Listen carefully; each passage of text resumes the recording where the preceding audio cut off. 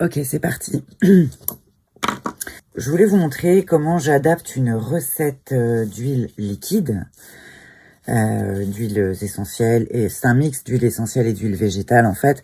Comment j'adapte un mix qui normalement va se présenter ou dans un petit flacon ou dans un petit roll-on pour une application pratique rapide et compagnie. Et comment je l'adapte en baume avec du beurre de karité, de la cire d'abeille. Pourquoi déjà je fais ça? Parce que question de stabilité dans le sac à main, question d'application, c'est un truc pour le thorax, quand on fait des bronchites par exemple. Des fois, alors pourquoi? Oui, on peut aller, de toute façon je vous engage toujours à aller chez le médecin, c'est pas le problème. Simplement, au premier signe, quand on reconnaît les premiers symptômes, le fait de s'appliquer ça sur le thorax tout de suite, des fois on coupe la maladie. Des fois ça bouffe le petit microbe avant qu'il se propage. Et j'ai évité comme ça pas mal de fois d'être vraiment bien malade. Du fait d'avoir ça dans mon frigo ou dans mon sac en prévision, et parce que je sais que je suis fragile de ci ou de ça, admettons. Et donc voilà, j'ai ça ou ça dans mon sac ou dans mon frigo en permanence. Voilà, les fragilités qu'on sait qu'on a, c'est bien d'avoir un truc préparé à l'avance pour éviter que ça s'aggrave direct au premier symptôme. Si t'attends d'aller chez le médecin, déjà t'en as des fois pour 24 heures minimum. Du coup, ça peut être compliqué après à gérer parce que pendant ce temps-là, ça se propage. Et donc voilà, alors rien ne t'empêche d'aller chez le médecin et je vous engage toujours à y aller. Hein. De toute façon, rien ne vaut la vie d'un pro, pas de problème. Moi, je sais que c'est compliqué pour avoir un rendez-vous chez le médecin assez vite. Donc en amont, voilà, je commence déjà par faire quelque chose à mon petit niveau. Et du coup, voilà, là j'ai une copine par exemple qui a une grosse bronchite et qui fait une rechute. Donc elle va aller chez le médecin, c'est pas le problème. Mais le problème, c'est que elle est quand même bien attaquée. Et pour le confort, je lui fais un petit baume qu'elle aura dans son frigo. Voilà, comme ça, si ça se produit de nouveau, premier symptôme, bim, il se peut qu'elle casse qu'elle casse le process de la maladie, puisque ça sera pas du tout propice à ce que ça se propage. Alors, ce que je fais en général, bon, après j'ai des ouvrages, hein, j'ai pas mal de bouquins, mais si vous voulez pas investir au début, je vous donne un super site internet. C'est un site marchand, hein, ils vendent des huiles essentielles. La plupart de mes huiles viennent de là-bas de toute façon, parce qu'elles sont clean, parce que le schémotype il est propre et voilà, c'est la compagnie d'essence, comme l'essence, les 5 sens, et pas comme l'essence de l'huile essentielle. Mais voilà, la compagnie d'essence, ils ont une base de données avec les fiches sur toutes les huiles. Et aussi, tu as un tableau où tu peux cocher, voilà, j'ai tel type de problème, mais il faut prendre en compte le fait que je suis asthmatique, épileptique, etc. Donc, tu as des contraintes que tu peux rajouter dans le moteur de recherche. Il va te sortir une liste d'huiles essentielles que tu pourrais utiliser, etc. Mais je te renvoie toujours vers la sécurité, c'est-à-dire comment on choisit des huiles essentielles par rapport à sa propre équation en fait, hein. C'est-à-dire toutes tes problématiques à toi. Tu sais que par exemple tu es épileptique ou asthmatique ou que tu as un traitement avec des anticoagulants, tu vas par exemple éviter les huiles essentielles qui vont être fluidifiantes. Parce que simplement ça va aller dans le même sens que ton traitement et tu risques d'avoir le sang trop fluide, tu vois. Donc un remède qui est bon pour une personne n'est pas forcément bon pour une autre. On peut pas dire ah bah attends, j'ai un truc dont je me sers, attends, je te le refile. Non, tu peux pas. Ça va dépendre de l'équation de la personne. Donc là, c'est par rapport à ma copine. Mais effectivement, elle a pas tellement de soucis. On est encore jeune, donc tout va bien. Encore que, l'âge a pas... Mais on n'a pas les maladies de la vieillesse encore, par exemple, comme souvent on fait de l'hypertension en vieillissant. Il y a beaucoup de gens qui ont de l'hypertension, probablement du fait de l'alimentation. Beaucoup, mais il y a aussi un atavisme à prendre en compte. Enfin bref, ce que j'ai fait donc, c'est que je vais pas sortir tous mes bouquins parce que j'ai très peu de place, mais voilà, je vous montre ce que je fais quand je suis par exemple dehors et que je cherche un remède pour une copine, un copain, machin, et qu'ils se sentent pas forcément stables et en confiance pour chercher. On cherche ensemble. Mais j'ai pas forcément toute ma base de données de bouquins en e-book. J'en ai quelques-uns, mais pas tous. J'en ai en papier. Et du coup, je vais sur la base de données de la compagnie d'essence parce qu'ils utilisent exactement les mêmes bouquins que moi. Voilà. La plupart du temps, c'est Quick Marinier, des références comme ça, ou Daniel Festi, enfin voilà. Donc les bouquins que j'ai finalement. Donc on est assez d'accord sur On est assez d'accord sur les huiles à utiliser. De toute façon, il y a des huiles réflexes. Par exemple, tu as un problème de bronchite, tu sais que ça va être un eucalyptus radié ou globulus. Après, il y en a qui sont plus expectorantes que d'autres, mais disons que le réflexe, ça va être eucalyptus globulus pour une bronchite, souvent. L'eucalyptus radié, peut-être en synergie avec d'autres. C'est ce qu'ils ont fait là, par exemple. Donc voilà, il y a un champ de recherche, tu vois, tu recherches, tu mets bronchite aiguë. Comment vaincre la bronchite grâce aux huiles. Donc ça va te donner toute une liste d'articles, ça te renvoie vers ou les huiles en question dans le shop, ou les articles en question qui vont traiter du problème. Donc là, on va aller sur l'article « Comment gérer un début de bronchite avec des huiles essentielles ». Donc le réflexe rapide, si tu n'as pas 8000 essentiels chez toi, 8000 huiles essentielles chez toi, Eucalyptus globulus, en général, t'en trouves dans toutes les pharmacies qui font un petit peu d'huile essentielle parce que c'est juste la base, tu vois. En général, tu vas trouver menthe poivrée, lavande, Eucalyptus globulus et Eucalyptus citronné, des choses comme ça. Donc l'Eucalyptus globulus ou radié, tu vas le trouver assez facilement. Sinon, il y a les sites en ligne, hein, on va pas...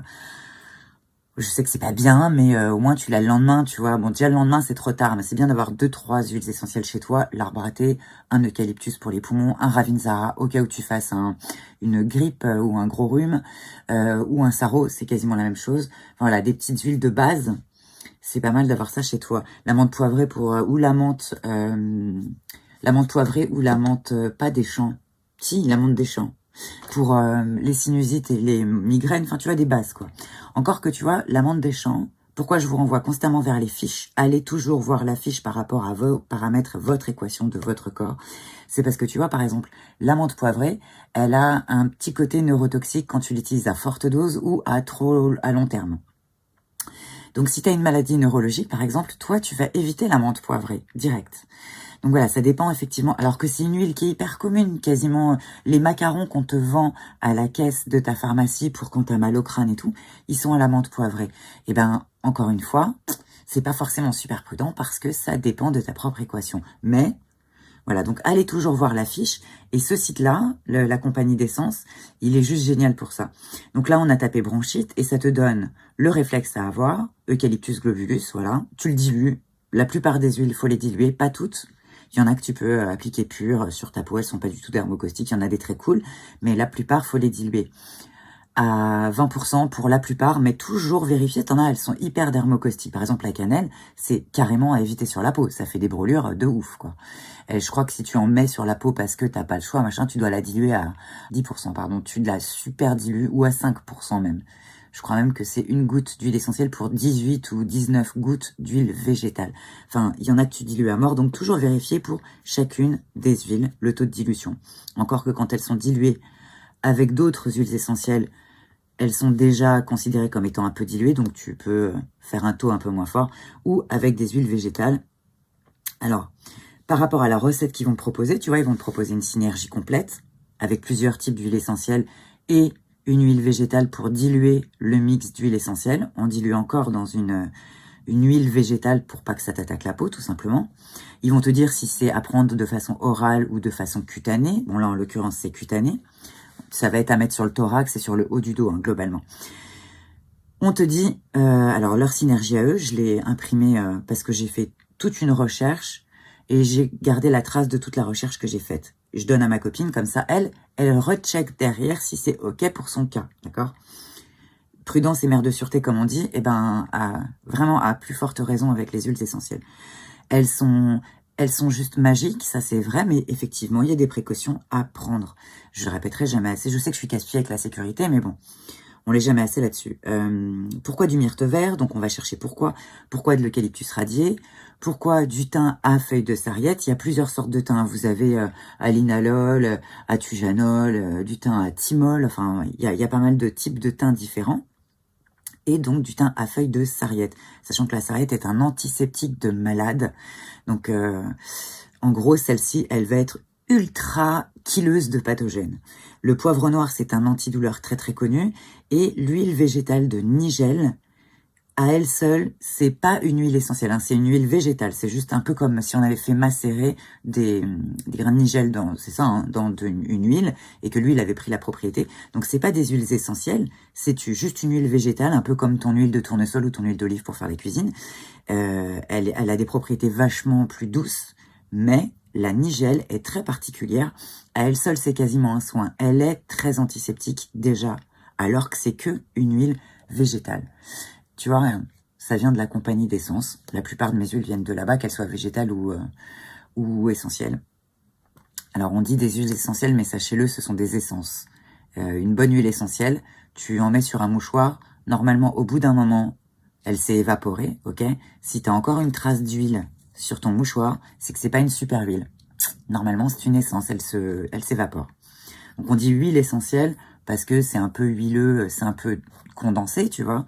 Il y a une certaine viscosité même pour certaines, mais c'est pas vraiment une huile à proprement parler. On fait la différence, on dit huile végétale ou macérat végétal pour les huiles de dilution, on va dire. Et tu verras que même pour ça, chacune a ses propriétés. Donc la nigelle, sa propriété, c'est qu'elle est archi-antiseptique, entre autres. Elle en a plein, hein, mais là, c'est ça qui va nous intéresser. En l'occurrence, j'aurais bien mis, mais je vais pas la recevoir avant demain, de l'huile végétale de noyau d'abricot. Pourquoi ? Parce que l'huile végétale de noyau d'abricot a un fort pouvoir pénétrant dans la peau, donc elle va accompagner toutes ces petites huiles essentielles bien plus loin que d'autres huiles dans toutes les couches cutanées. Et ce qui fait que pour les poumons, comme ça dépend de ta corpulence, on est d'accord, hein, mais ça va aider les huiles essentielles à bien pénétrer dans ton thorax et dans ta peau pour aller tuer les petites bactéries qui s'y sont développées. Donc, pourquoi est-ce qu'ils ont mis tout ça ? Ils te le mettent hein, sur le... Donc, tu as le mode d'utilisation, tu as le attention, oui, pour certaines personnes et non pour d'autres. Donc là, en l'occurrence, c'est bon que pour les adultes et les enfants qui ont plus de 6 ans. Tu calcules un peu, genre un petit 20-30 kilos, tu vois. En dessous, c'est pas la peine. Parce qu'ils te disent 6 ans en moyenne. Mais en vrai, ça va dépendre si tu as un enfant chétif, attends un peu plus longtemps, tu vois. Si tu as un enfant qui est un peu plus corpulent, 6 ans, c'est OK. OK ? Non pour les femmes enceintes et allaitantes et les enfants de moins de 6 ans. Ok ? Cette synergie-là, elle est trop wicked sinon pour les enfants qui sont plus jeunes. Ou il y a des huiles essentielles qui conviennent pas aux enfants. Synergie complète pour les enfants et femmes enceintes. Donc, si tu es enceinte, la plupart des huiles essentielles, en général, faut que tu les évites. Mais enfin, quand tu as une bronchite, t'as pas vraiment le choix. Des fois, même les antibiotiques, t'as pas le droit. Mais sauf que c'est juste wicked pour ton corps. Donc, ils ont adapté une recette pour femmes enceintes et pour enfants avec de l'eucalyptus radié, de l'inule odorante. Je vais vous expliquer que l'inule odorante, faut y aller mollo aussi. Mais elle est friendly pour aussi bien les mamans que pour les enfants par d'autres aspects. C'est juste que il faut pas en mettre beaucoup de l'inule odorante parce qu'on peut faire ce qu'on appelle un choc à l'inule. Si tu en mets trop, il y a certaines huiles à la goutte près, tu peux déclencher, par exemple, la réaction inverse. Elle va faire le contraire de ce que tu attends d'elle parce que tu as mis une goutte de trop. Voilà, donc quand il y a une posologie, il faut carrément la respecter. Fais pas ton français genre « Oh, j'en mets un petit peu plus !» Non, jamais. Avec les huiles essentielles, tu fais pas ton français.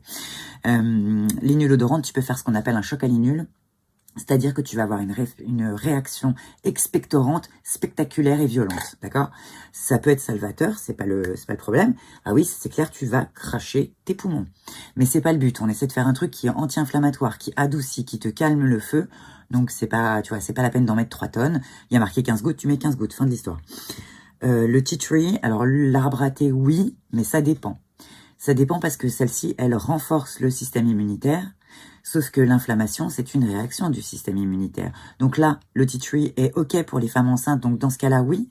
Par contre, pour des adultes qui n'ont pas le problème bon, ça va pas te faire de mal hein, si tu es enceinte. Ça va pas renforcer l'inflammation. Mais disons qu'il y a des mécanismes que dans ce cas-là, on peut faire mieux si t'as pas la contrainte d'être enceinte ou d'être un enfant de moins de 6 ans. Par exemple, là, tu vois, on a mis du thym à feuilles de sarriette et de l'eucalyptus radié, qui est carrément indiqué dans tous les cas de bronchite. Hein. Et le thym à feuilles de sarriette et l'eucalyptus radié ont la particularité de moduler l'immunité. Ok ? C'est pas qu'elle va la renforcer, elle va la moduler, elle va la réguler. C'est-à-dire que ni trop ni trop peu. Elle va remettre Et oui, il y a des huiles essentielles qui sont magiques, je vous le disais, mais vraiment quoi. Et en plus, elles ont un mécanisme différent chacune.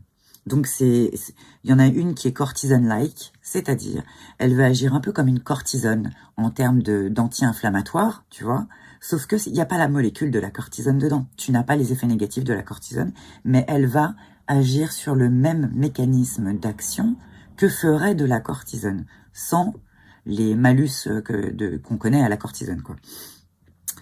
Sachant que, par exemple, si tu prends de la cortisone alors que tu as besoin d'antibiotiques, tu vas inhiber les réactions immunitaires de ton corps. Alors là, les bactéries, les pathogènes, c'est bonheur, quoi, c'est Disneyland. Donc, il faut pas. Donc, il faut effectivement actionner un mécanisme anti-inflammatoire sans pour autant éclater l'immunité, tu vois. Donc, le thym à feuilles de sarriette a cette propriété-là, et l'eucalyptus aussi, mais avec deux mécanismes différents, ce qui est super intéressant. Le myrte vert, lui, il va être expectorant. Et ils t'expliquent tout ça, tu vois, un peu plus bas dans le site. Ils vont te dire, ces huiles essentielles, pourquoi? Le myrte vert est préconisé contre la toux grasse, d'accord? Pourquoi? C'est en fonction de sa composition. Il a énormément d'alpha-pinène, c'est les molécules qu'il y a dedans. Hein. Il a énormément d'alpha-pinène, il a un petit peu de 1,8 cinéole, mais quand même dans une proportion significative, et du coup leur action est expectorante, ok? Tu vas expulser le mucus de tes voies respiratoires, ça va désencombrer, et même l'action de désencombrement va être stimulée. Et l'alpha-pinène va réguler la trop forte sécrétion de mucus en agissant sur les glandes à mucine et de la muqueuse respiratoire, la mucine prenant part à la composition du mucus. Et l'intérêt de l'alpha-pinène ne s'arrête pas là. Avec le limonène aussi présent dans l'essentiel de myrte vert, ils ont un pouvoir apaisant sur la muqueuse respiratoire qui permettra de calmer et de prévenir les irritations liées à la toux. C'est ça qui est intéressant sur ce site, c'est qu'il t'explique l'action que ça va avoir sur ton corps. Moi, je trouve ça hyper important que tu saches ce que ça va faire à ton corps. Non seulement parce que peut-être que toi, en fonction de tes conditions de santé, ça va pas coller, mais aussi parce que si tu comprends ce qui se passe dans ton corps à l'avance, quand ça arrive et que le truc agit, tu te rends compte que ça va mieux. Et sur ton moral, ça agit aussi. Ce qui agit sur ton immunité. Enfin bon, tout ça se mord un peu la queue, tu vois. Donc, précaution particulière, cette synergie possède des huiles essentielles cortisone-like, c'est ce que je te disais. Donc, il n'y a aucune molécule de cortisone qui est présente, mais les molécules des huiles essentielles activent le même mécanisme. Hein. Donc, ça, c'est tout ce que je donne à ma copine. Donc, en gros, j'ai tout expliqué, quoi.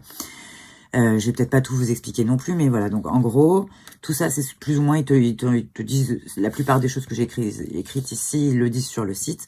Et voilà, j'en ai pas rajouté des kilos non plus, mais bon, voilà.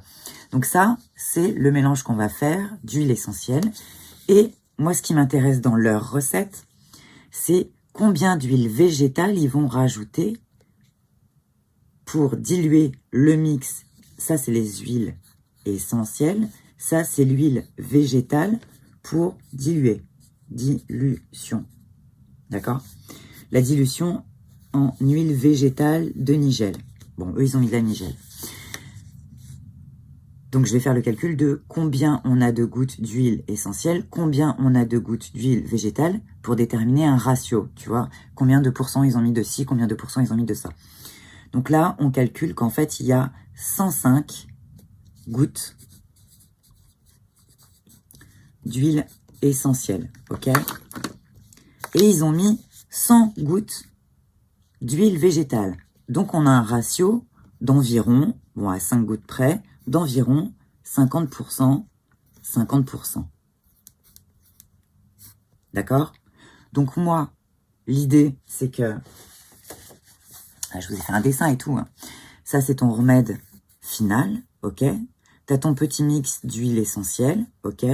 Si je fais la recette du site internet, et puis de beaucoup de bouquins d'ailleurs, tu vas mélanger ou diluer 50% d'huile essentielle avec 50% d'huile végétale. En l'occurrence, c'était de la nigelle ou un macérat huileux ou une huile végétale. C'est à peu près la même chose.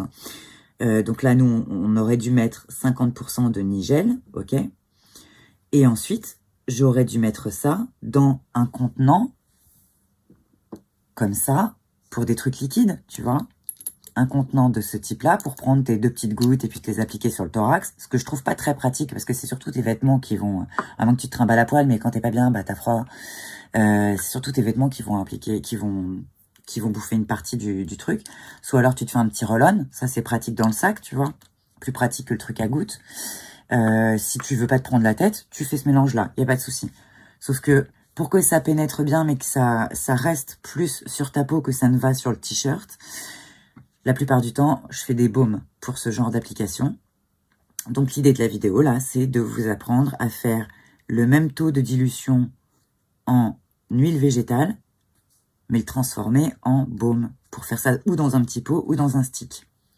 Ou dans un petit pot comme ça, tu vois, en aluminium, un petit pot à la con. Vous pouvez aussi récupérer des vieux pots, tu vois, ça c'est un pot lush. Tu peux récupérer un pot lush ou un pot n'importe quoi, on s'en fout. Le principal, c'est que tu puisses le stériliser. Comment on stérilise? On stérilise en mettant le pot 10 minutes dans de l'eau bouillante. Ok? 10 minutes dans l'eau bouillante, ça c'est la stérilisation de base. Et ton pot, normalement, t'as tué la totalité, normalement, des pathogènes, ok? Et après, tu le retouches pas avec des mains sales, voilà, on est d'accord que ton pot, tu le mets sur une compresse, machin, etc. Et tout ce que tu touches, tu vas le toucher avec des gants. Pour ça que tout à l'heure, j'ai fait mon mix d'huile essentielle, ok? J'ai touché ce pot-là que j'avais stérilisé, j'avais mis des gants. Pour que je mette pas mes mains dégueulasses sur mon petit pot qui était tout propre. Comment on fait? Donc là, on a un taux de dilution de 50-50. Donc moi, j'ai déjà mon petit mix. Tu vois, j'ai fait mon mix d'huile essentielle. Je sais pas si on voit à la caméra. J'ai fait mon petit mix d'huile essentielle et je l'ai pesé. Ok? J'ai fait la recette en double. Hein, c'est pour ça que j'ai pesé. Bon, je vais pas vous embrouiller tout de suite avec ça, mais je vais mettre l'équivalent des 50-50. Donc 50 de nigel. Je vais mettre l'équivalent en huile végétale, donc la même, hein. Mais je mets pas que ça, on va dire. Je mets une petite portion d'huile végétale qui va aider à ce que ça pénètre dans la peau. Le beurre qui a lui-même ses propriétés et un peu de cire d'abeille.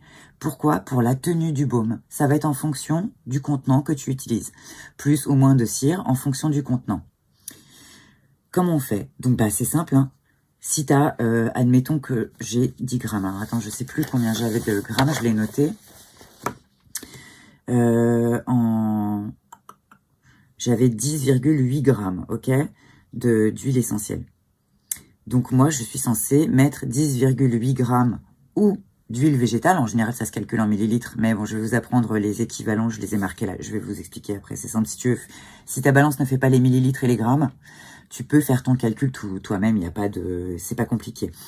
En gros, 1 millilitre d'huile, on considère que en moyenne, ça dépend de la viscosité, mais je vais pas vous embrouiller, 1 millilitre d'huile est égal à environ 25 gouttes d'huile essentielle, encore une fois en fonction de la viscosité, donc c'est une fourchette entre 20 et 30 gouttes, et est égal à environ 0,9 grammes, d'accord?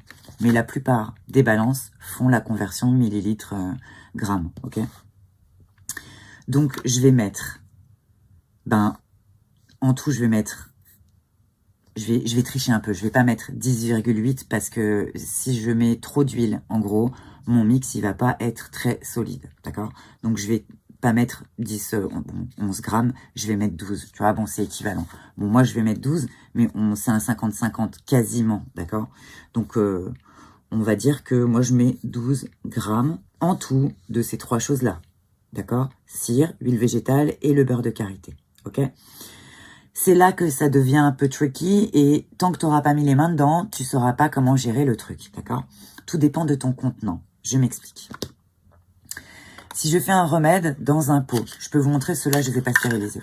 Si je fais un remède dans un pot comme ça et que le truc est trop rigide et que je galère à prendre mon beurre, là, que c'est vraiment plein de cire, ça va être plein de... Enfin, ça va être tout dur. Si tu mets beaucoup de cire, ça va être très dur. Tu vas galérer à le récupérer dans ton pot, d'accord? Or que si tu n'as personne pour te beurrer le dos et que tu trouves ça, moi je trouve ça intelligent, tu vois, de faire ça dans un stick quand c'est quelque chose dont tu te sers parce que, par exemple, si tu fais un baume parce que tu es un peu bossu et que tu fais un baume à l'élémie, l'élémie a la particularité vraiment soi-disant de redresser les bossus, tu peux faire dans un stick. Comme ça, tu peux te sticker, te beurrer le dos beaucoup plus facilement, ok?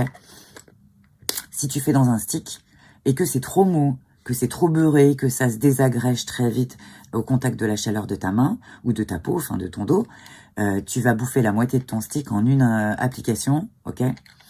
Et ça peut même être dangereux dans le sens où il existe la loi des 20 gouttes.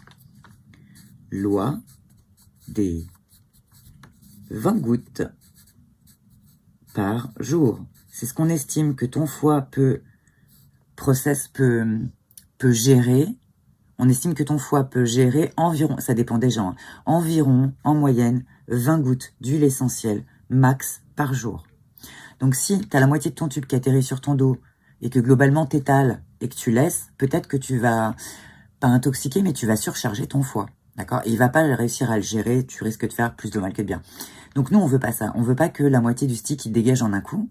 On va mettre un peu plus de cire que si on faisait un beurre pour un pot. Tu comprends la logique? Voilà. Donc c'est là que ça devient tricky. C'est dans mes 12 grammes là, combien je mets d'huile, combien je mets de beurre, combien je mets de cire. Donc ça dépend de ton contenant. Donc là, on va faire un test, hein, mais c'est à force d'en faire que tu vas choper le truc et que ça va te venir naturellement, que tu vas comprendre un peu. En plus, ça dépend des huiles et de leur viscosité, ça dépend de plein de paramètres. En gros, le premier, tu vas peut-être le rater, mais après, tu auras compris le truc, ok? Donc là, j'estime, un peu à la louche, tu vois, que je vais mettre beaucoup de beurre, un peu d'huile végétale, mais il en faut quand même, parce qu'elle va aider, non seulement elle est antiseptique aussi, mais elle va aussi aider les huiles essentielles qui vont être présentes dans le mix global à pénétrer dans la peau, d'accord? Donc je vais quand même mettre des huiles végétales, comme c'était prévu par la recette, mais je vais mettre pas mal de beurre et une strouille de cire, mais pas de ouf, tu vois, parce que moi je vais faire dans un pot, ok? Donc j'ai ramené tout mon merdier qui normalement est dans la cuisine où j'aseptise complètement le truc. Donc là les conditions sont pas hyper optimales, d'accord? Normalement tu te fais une zone labo, je mets un champ stérile si j'ai pas le temps de tout aseptiser de ouf. Et en général voilà, je mets un champ stérile. Bon là j'ai tout fait dans ma casserole à 100 degrés avant. Et puis je vais remettre des gants. Enfin voilà, après il y a vraiment pas beaucoup de risques là, tu vois. C'est surtout pour les cosmétiques. En plus, les huiles essentielles sont antiseptiques et antibactériennes, etc. Donc, il n'y a rien qui va se développer dans ces peaux, surtout qui sont stérilisées. Là, il n'y a pas grand risque, on est d'accord. Mais par exemple, quand tu fais des soins cosmétiques où il n'y a pas d'huiles essentielles qui vont tuer les microbes et tout, faut vraiment que tu respectes un protocole d'hygiène vraiment ultra strict, ok? Dernière petite chose, je rajoute quelques gouttes, je sais pas si on voit jusque là, donc plus quelques gouttes de vitamine E liquide. Ça ressemble à ça, ok? Tu peux en trouver chez Monoprix. Celle-là, je l'ai achetée chez Monoprix parce que ça allait plus vite que de la commander et d'attendre que ça arrive. Il y en a un peu partout maintenant de la vitamine E parce que les gens qui font leur biocoop, enfin voilà, les cosmétiques eux-mêmes, les grands allergiques comme moi, c'est comme ça qu'on s'y met hein, généralement, c'est qu'on fait nos cosmétiques un peu nous-mêmes et du coup j'en mets dans absolument tout ce qui contient des corps gras, d'accord? Si je mets des corps, s'il y a une phase aqueuse, une phase avec de l'eau ou des hydrolats, etc., je mets de l'isocide qui va empêcher le développement de moisissures. Ça, c'est dès qu'il y a de la flotte, tu peux être sûr que tu as un risque de développement de moisissures. Tu mets ce qu'on appelle de l'isocide. L'isocide et la vitamine E sont des conservateurs. Ça, c'est un conservateur archi naturel, quoi. Voilà. Donc là, comme on n'a pas de problème, il n'y a pas de flotte là-dedans, c'est que des corps gras. Globalement, tu mets que de la vitamine E, histoire de conserver, mais globalement, vu les huiles essentielles qu'il y a dedans là, ça s'auto-conserve plus ou moins tout seul, ok? Ok, c'est parti. Donc, nous, on va avoir besoin de beurre en majorité sur les 12 grammes. Donc, on va dire que je mets 7 à 8 grammes, ok?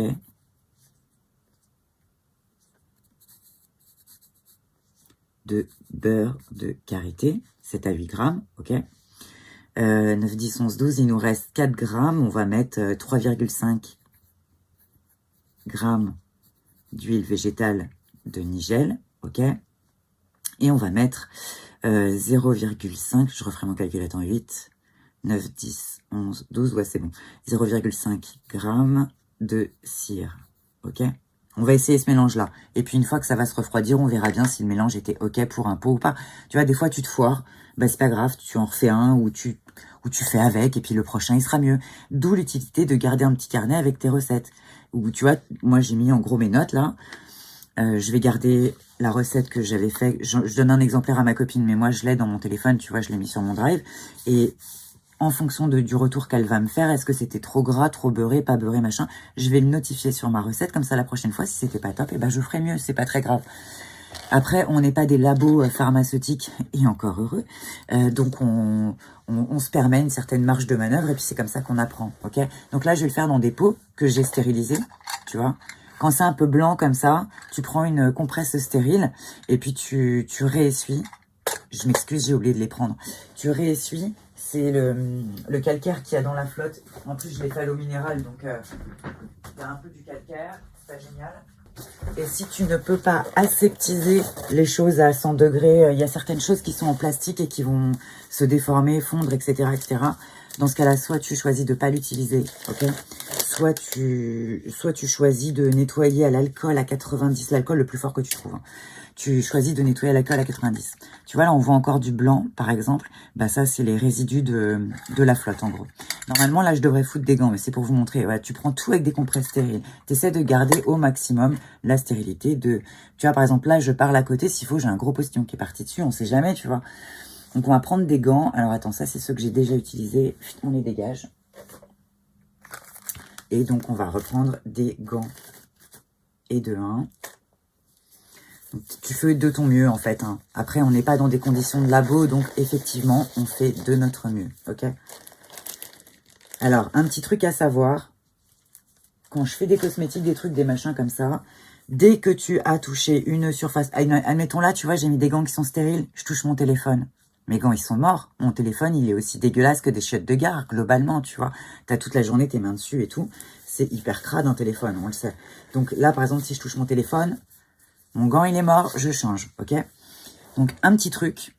Par exemple, là, tu vois, bon, ça va que je vais me servir de l'intérieur, mais le cul a touché la feuille. Je sais pas où a traîné la feuille. Normalement, mon truc, je le restérilise, ok? Bon, moi, je me sers de ça. C'est pour mettre mon beurre de karité et le peser. Mais, globalement, tu vois, il faut pas que tu touches des surfaces qui sont pas stériles. C'est pour ça que d'habitude, je mets un champ stérile. Un truc qui est assez pratique, tu gardes une main stérile et une main que tu autorises à toucher d'autres trucs, d'accord? Mais cette main-là ne touchera plus les trucs stériles. Tu prendras tous les trucs stériles avec ta main stérile. Et ta main pas stérile, elle est autorisée à prendre. Tu vois, par exemple, si j'ai pas ouvert ce truc-là, je vais pas l'ouvrir avec ma main stérile, ok? Globalement, comme je suis droitière, j'ai déterminé que c'était plus facile pour moi de me rappeler que ma main stérile, c'est ma main droite, ok? Et ma main pas stérile, c'est ma main gauche, ok? Donc là, si je veux ouvrir la cire, je peux me servir de ma main gauche. Si je veux actionner le bouton de la chauffeuse de cire, je sais pas si on la voit, la chauffeuse. Je sais pas si on voit le chauffe-cire, non. Donc voilà, avec ma main gauche, je vais rapprocher le chauffe-cire, ok? Donc je mets des gants pour limiter, donc là, on va le dégager, tant pis, hop, voilà. Tous mes trucs, là, ça, c'est mes petits pots dans lesquels je vais mettre ma préparation, ok? Et tout ça, je l'ai stérilisé. Donc, avec ma main stérile, ok? Je vais mettre ça sur... Tiens, ça va faire office de champ, ça. Okay. Je vais poser ça là pour le moment. Ok. Donc, avec ma main stérile, j'ai le droit d'aller chercher mes petits pots et de les déposer là. Ouais, quand je vous dis, vous pouvez récupérer des pots. Par exemple, tu vois, tu peux faire des trucs jolis. Ça, c'est un pot de couche Miti que j'ai stérilisé. Je pourrais faire un gros baume dedans. C'est cool. Donc là, je récupère mon petit schmurtz. Ok. Tu vois, c'est un peu blanc là. Normalement, bon, tu essuies avec un... Et ça fait partir les résidus de minéraux, quoi, en gros. Donc, je prends mon petit chauffe-cire, ok? D'abord, il va falloir que je pèse, on est d'accord. Donc, on a dit qu'on mettait, donc là, les huiles essentielles, ok? Ça, c'est bon, ça a été pesé. C'est ce qu'on met en dernier, ok? J'ai mis déjà la vitamine E dedans. J'ai fait huile essentielle, vitamine E dans le petit récipient qui lui aussi était stérile. Je vous explique la logique, hein. Donc ça, c'est pas forcément stérile, je prends avec la main gauche. Je sais, hein, c'est pas facile au début, tu vas changer de gant pas mal. Ok, je l'allume. Donc, je mets mon récipient dessus. Je remets à 0. Je sais pas si vous allez voir. Ça, hop. Il va falloir que je recommence parce que du coup... Ok, on est à 0. Normalement, je vois rien avec le soleil. Ok, normalement, on est à 0. Donc là, on va... Attends. Faut que je vois. Combien j'ai mis? J'ai dit qu'on mettait combien? 7, 8? Ah, il est là. Dans la truffe. Sous mon nez, quoi. Ok, donc 7 à 8 grammes de beurre de karité. Donc, j'ouvre le pot avec la main gauche, on est d'accord. Mon beurre de karité, je vais mettre 7 à 8 grammes, donc. Ça doit faire 5 grammes, admettons. Wow, 5,41, nickel. Nous, on a dit quoi? 8 grammes. Ok, donc je vais essayer de récupérer un petit bout qui fait pas 5 grammes.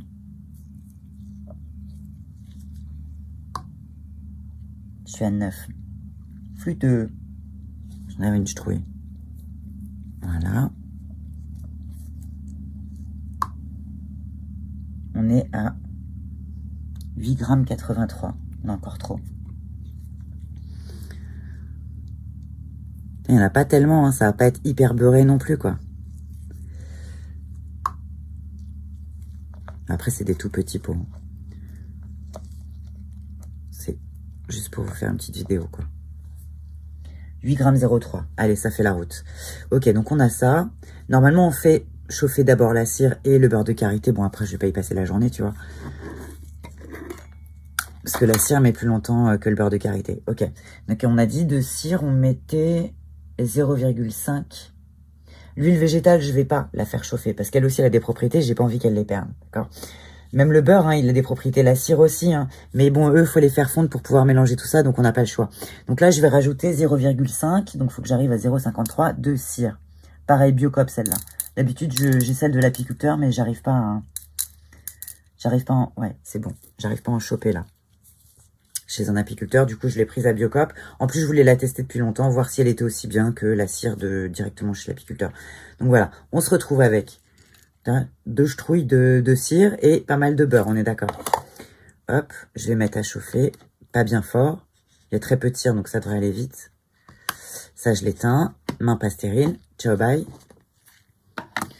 Main pas stérile, mais je limite quand même, tu vois. Ensuite, on va refermer ça. Main pas stérile. Alors, main stérile et dégueulasse. Ouais, parce que normalement, je prends des ustensiles et tout, mais je les ai un peu oubliés en bas. Et j'en ai stérilisé un, mais pas l'autre. Vas-y, on va faire ça. Ok, ça fera la route. Donc, une fois que tout ça, ça va avoir fondu, on sort du feu, enfin, on sort de la chaleur on va mettre à 2. On va sortir de la chaleur le récipient pour ne pas mettre les huiles essentielles et les huiles végétales à la chaleur, tu vois, en bouillonnement, parce que... Non, j'en ai avoir besoin. En bouillonnement, parce que tout simplement, ça va niquer ses propriétés, quoi. Pardon pour les gros mots, hein. Ok, donc là, je vais remettre mon petit truc d'huile essentielle, ok, et je vais calculer les huiles végétales que je mets dedans, que je veux pas mettre là-dedans, d'accord. Alors, en huile végétale, on a dit qu'on mettait 3,5 grammes. Je suis à 0, ok. Donc, main pas stérile. Je vais dévisser mon truc, ok. Et on met de la nigelle, 3,5. Faut y aller mollo, hein, c'est pas beaucoup, hein.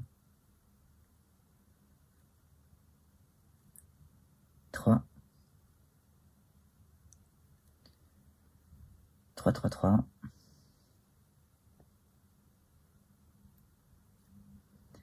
3,6 flûte.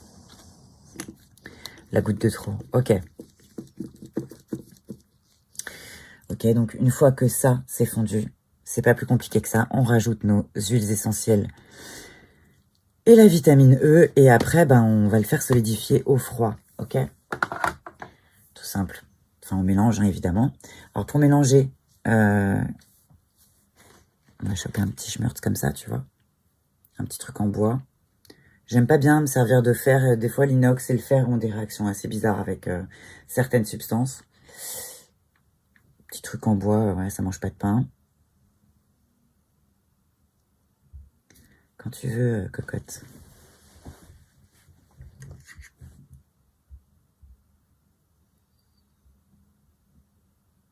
Donc après, ouais, les trucs de stérilité, c'est relatif, hein, on est d'accord, tu fais ça dans une maison et pas dans un labo. Et puis de toute façon, c'est des remèdes pour toi, tu vois, tu fais bien ce que tu veux. Donc la cire a fondu, le beurre aussi, super. Ça a été vite, mortel. Bon, en même temps, il n'y en a pas des masses, là. Ok, attends, on va faire comme ça 2 secondes. Parce que c'est vraiment pas des conditions optimales, je suis pas dans mon petit coin labo, là. Ok, donc, il n'y a pas grand-chose, hein. Globalement, je vais certainement faire 1,5 pot, vu la taille des pots. Donc, j'ai fait le double de la recette là que j'avais calculé. Car tu vois, là, j'ai fait une connerie, j'ai touché la queue de la casserole avec ma main droite. Donc, je change de gant. Eh ouais, ça nous arrive toujours, hein, c'est juste horrible, ça. Donc, hop, mes petits trucs stériles, là, on va faire directement dans le contenant. Il faut que ça soit prêt. En gros, ton truc, il doit être prêt, quoi. Ok. Donc là, on peut mettre nos huiles essentielles, d'accord, dedans. Enfin, j'ai changé de gant pour la forme, mais là, en gros, il n'y a plus trop à se tortiller C'est bon, quoi. Hop.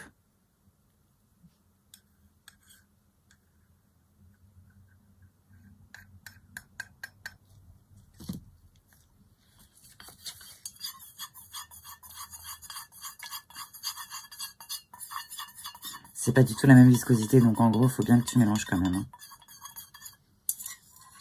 Ok.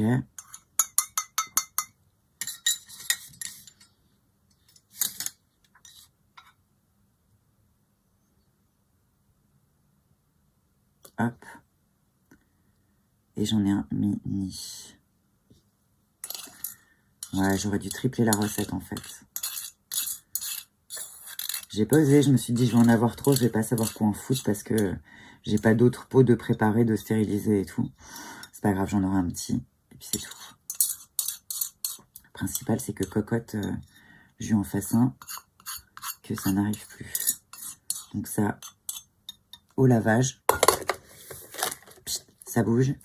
Et donc maintenant l'idée tu vois c'est que avant que les trucs déphasent, avant que l'huile se sépare du beurre et du machin et du bordel, on va les mettre au froid direct. Voilà. Pour la vidéo, j'ai prévu le truc, j'ai ramené, tu sais, les trucs de camping là. Putain, il a déjà commencé à décongeler. Avec un petit torchon. Et l'idée, c'est que ça fige assez vite. Ok?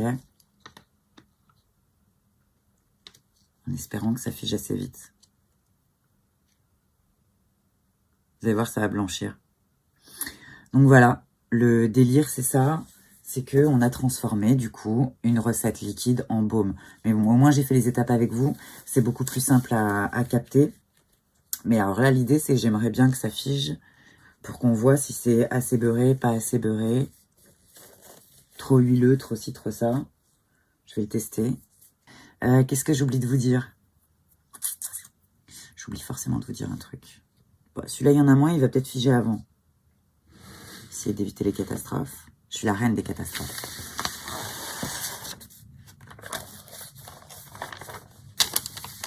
Donc ça, maintenant, on s'en fiche.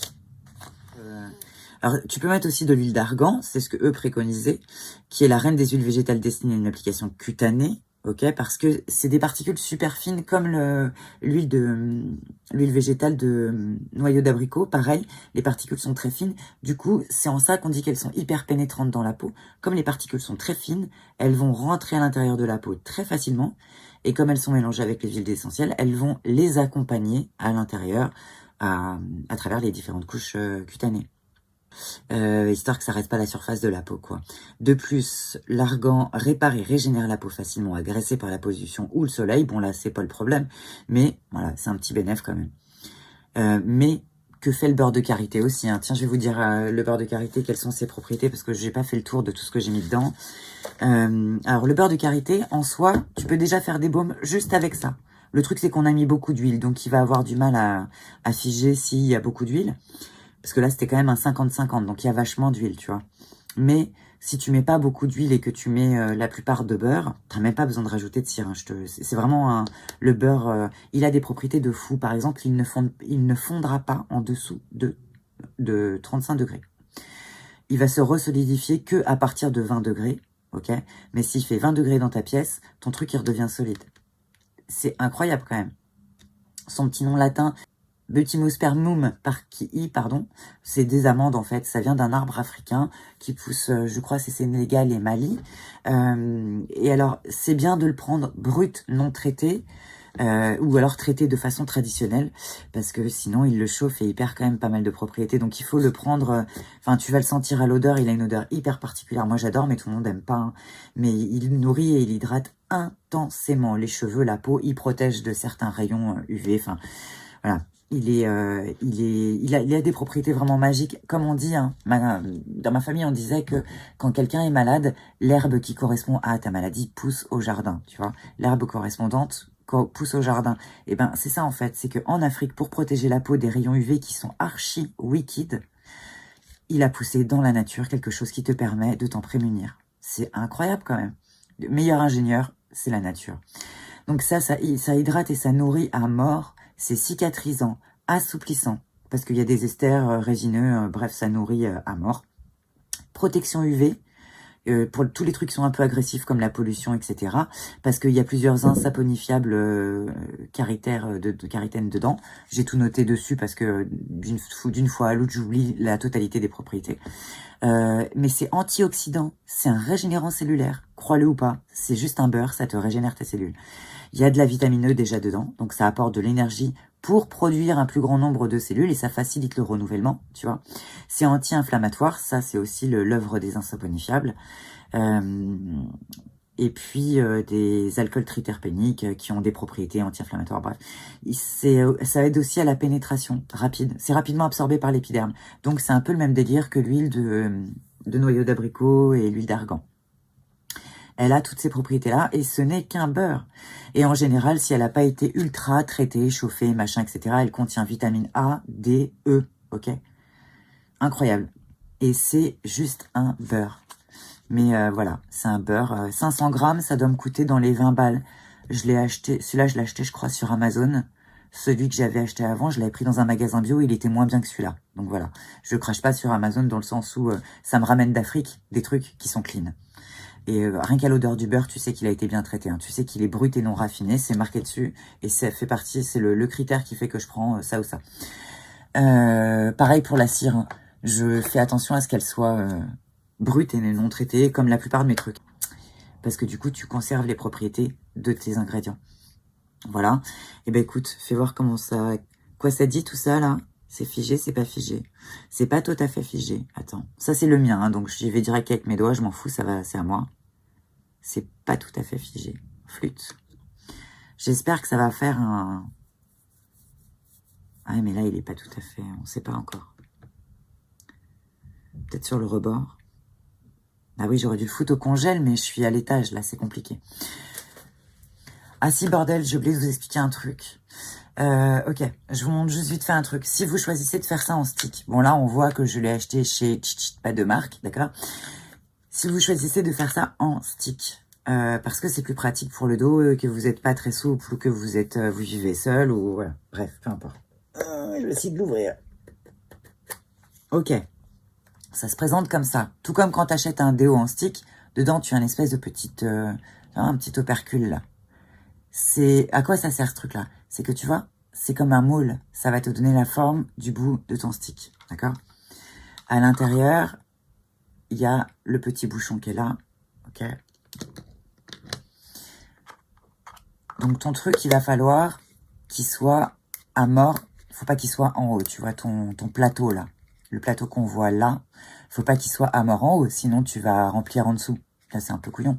Donc, faut qu'il soit, tu vérifies juste qu'il est complètement tiré vers le bas le plus possible, ok? Et en fait, tu le remplis par le cul. Tu le remplis par en dessous, tu vois? Et une fois que c'est complètement rempli, que tu vois que ton mélange, il arrive à hauteur du bas du plateau, si on a un petit peu en dessous et que c'est un petit peu crowded, c'est pas grave. Si t'en as un petit peu en dessous du plateau, c'est pas très grave. Tu vas en avoir la plupart du temps, c'est une grille. Tu vois, je sais pas si vous voyez bien, c'est une espèce de grille à l'intérieur. Donc de toute façon, si tu t'arrêtes pile poil, c'est pas très grave, tu vois. Si tu t'arrêtes un peu plus, bon, c'est pas la mort. Et une fois que tu as rempli ton truc et que ça arrive au cul du plateau, tu le gardes dans ce sens-là, hein. Et tu le mets tu refermes ça, ok, et tu le mets au congèle, ou avant ou après, et tu le mets au congèle pour que ça fige.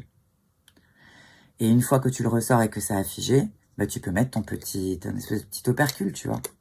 Et si tu fais toujours la même recette, tu pourras t'en resservir. Donc c'est plutôt pratique. Je sais pas combien ça coûte. Ça doit coûter 2 €, un truc comme ça, tu vois. Et puis tu pourras toujours refaire ton même déo si tu veux dedans.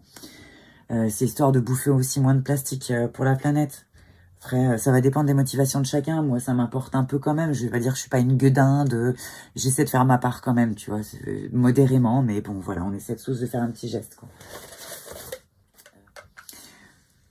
Alors, pour ces trucs-là, pour se faire son déo tout soi-même, il y a plusieurs options qui peuvent être sympas. Comme tu as des glandes endocrines un peu partout sur le corps, mais sous les bras, tu as des glandes. Il faut le savoir, faut pas mettre n'importe quelle huile essentielle dans ton déo stick, ok? Parce que ça peut avoir des répercussions. Ce qu'on met en général, c'est du Palmarosa, Le Palmarosa a la particularité d'être un tueur de bactéries de ouf. Généralement, ce qui fait que tu pues sous les bras, c'est les bactéries. Alors, soit tu prends une pierre d'Alain que tu mouilles et que tu frottes tes dessous de bras avec et ça suffit largement pour la plupart des gens. Soit alors, tu te fais ton petit stick comme ça, là, avec, bah pareil, tu vois, du beurre de karité, une majorité de cire pour qu'il y ait une bonne tenue, sinon, pareil, ça va fondre comme un beurre, tu vois. Trop donc, et puis tu vas te retrouver avec une plaquette de beurre sous les aisselles, c'est pas cool. Donc tu vas mettre un peu plus de cire. Là j'ai mis une majorité de beurre, t'as vu? Il y avait très peu de cire, bah là tu feras peut-être le contraire, tu vois, tu mettras pas mal de cire. Et un peu de beurre pour que ça dégage quand même du stick, que ce soit pas du bois. Et donc le Palmarosa a la particularité de buter les bactéries de ouf. Et puis ça sent bon, voilà, ça sent les fleurs. Tu peux mettre de l'ylang-ylang qui sent juste divinement bon. Alors il y a des gens qui détestent. Il doit y avoir un gène comme pour la coriandre, hein, je sais pas. Mais il y a des gens qui n'aiment pas l'ylang-ylang. C'est un peu aphrodisiaque. Et puis ça sent super bon. Ça a une petite odeur un peu chaude. Ça sent super bon l'ylang. Ylang-ylang complète 3, par exemple. Ça a plein de propriétés sympas. Enfin voilà, je vous dis ce que de mémoire je mets dans le mien. Mais je sais plus comme ça de tête. À vérifier, hein, regardez toujours s'il n'y a pas des problèmes. Si c'est pas un truc qui est... comment on dit, hormone-like, tu vois, qui va agir sur tes glandes endocrines. Un truc à savoir, tiens, si vous avez déjà dans votre vie fait un cancer lié aux hormones, si vous avez déjà fait un cancer du sein, de l'utérus, etc., qui sont liés à tout ce qui est hormonal, vous évitez toutes les huiles essentielles qui sont hormones-like. C'est pas elles vont avoir zéro hormone dedans, hein, c'est pas le problème. Elles vont avoir des mécanismes qui vont être similaires, d'accord? Donc ça risque de réactiver un mécanisme que les tumeurs connaissaient bien, tu vois? On va éviter de tenter le diable, en fait, c'est ça le délire. Donc elles sont plus ou moins proscrites pour vous, donc vérifiez toujours dans ce cas-là que vous ne rentrez pas dans les critères des huiles à éviter. Voilà, je le dis comme ça au passage, mais parce que voilà, moi ce que je mets sous mes aisselles, par exemple, c'est voilà Palmarosa, ylang-ylang parce que j'aime bien l'odeur et puis que voilà, il y a plusieurs huiles qui sont plutôt sympas. Certains, si t'es du genre plutôt nerveux comme moi, tu peux mettre certaines oranges comme l'orange douce qui a pas de très grandes propriétés pour tout ce qui va être remède, si ce n'est qu'elle est hyper calmante. Enfin voilà, après en fonction, tu peux faire des trucs qui sont cosmétiques, mais qui sont un peu soins aussi. Enfin, une fois que t'as mis un pied dans cet univers, tu vas voir, c'est juste, t'as ouvert l'armoire de Narnia, t'es foutu mec. Donc voilà, est-ce que c'est figé là? Bon Dieu que c'est long. Ça va vraiment plus vite dans le congé, hein. Ça c'est un autre format de stick. J'avais trouvé ça sur Amazon. C'est relativement cher pour ce que c'est. Et le truc ne descend pas jusqu'en bas, alors vraiment pas. Mais toutefois, en termes de quantité, c'est la moitié d'un stick de type Dove, là, ou de type comme le violet que je vous ai montré tout à l'heure.